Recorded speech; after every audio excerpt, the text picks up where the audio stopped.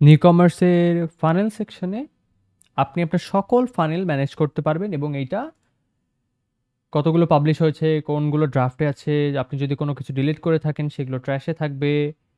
এছাড়া আরও অনেক মোড ওয়াইজ আপনি এগুলো ফিল্টার করতে পারবেন, ঠিক আছে? এখন আসি, যদি আপনি কোনো ফানেল ধরেন একটা ফানেল ক্রিয়েট করেছিলেন, না অনেক ফানেল ক্রিয়েট করা আছে 200টা, আমি ধরে নিলাম। আপনি কোনো ফানেল যদি সার্চ করতে চান সেক্ষেত্রে সার্চ করতে পারবেন। এইটা গেল।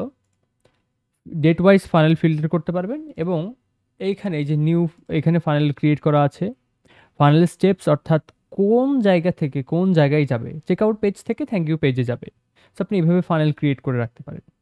এটা আপনার কাস্টমার আসলে কোন পেজের পরে কোন পেজ ভিজিট করছে সেটা বুঝতে হেল্প করবে এবং এই ফানেলিংটা আপনার সেলসে অনেক কাজে দিবে।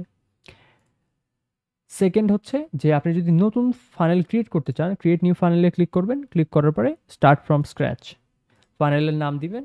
ধরেন আমি যে কোনো একটা নাম দিলাম, সেভ, চেক আউট থেকে থ্যাংক ইউ পেজে যাবে।